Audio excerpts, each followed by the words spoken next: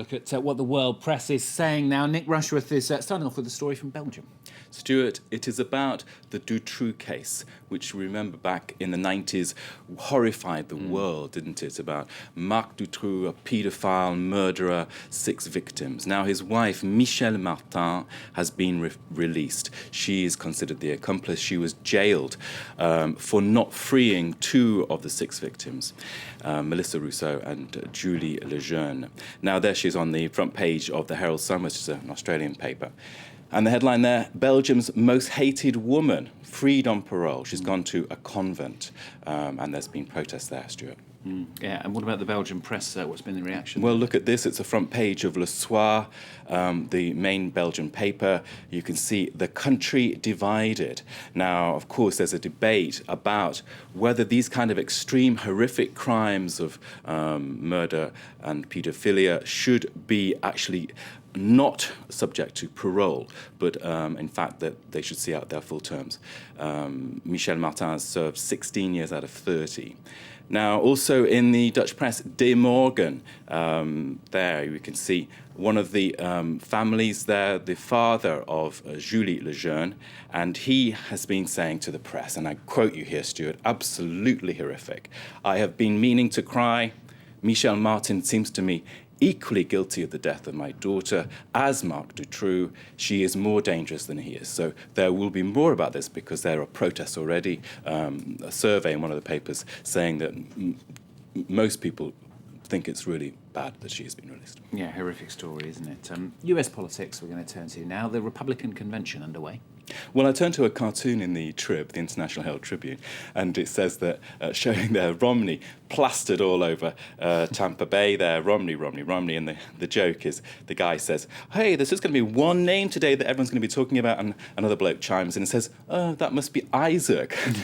Yes, good point. Referring to Hurricane Isaac, which has stolen the headlines as that hurricane is now rolling very, very close to New Orleans with warnings there for people.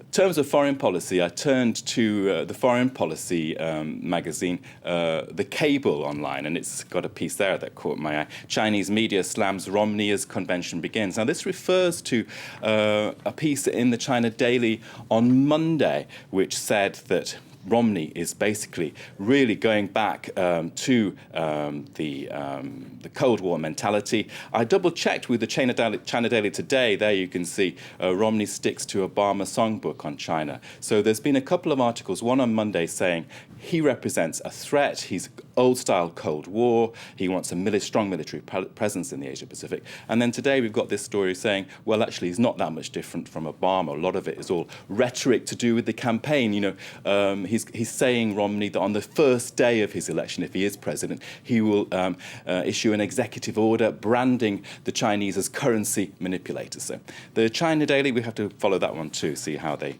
go with that, those Americans. Okay, and the last one, I want an opinion from you, the viewer, because this one sounds to me like Nick's made it up, but apparently he hasn't. This is North Korea's first Paralympian, a swimmer who till a few months ago didn't know how to swim, from North Korea. Well, that's in the Huffington Post, and it's an extraordinary story, isn't it? I mean, he's been called in to swim in the Paralympics, which are beginning in London, and in April he didn't even know how to swim, and in his first training session he actually sank like a rock. That's the quote in the Huffington Post there. Now, why is that the case? Because North Korea has only just been allowed this year to join the Paralympics, so it wasn't able to sign up for most events. Swimming was available, so it chose to send somebody, and his name is Rim Ju-song, and definitely want to look out for whether he does swim and how well he does. Hope he doesn't sink this time. Well, exactly. There's a kind of worry. Will he be able to get to the end? But brilliant stuff. The Paralympics will be awesome. I'm sure they will. Best of luck to him as well. Hope he manages to make it to the other end. Nick, thanks very much. Nick Rushworth, International Papers here on France 24.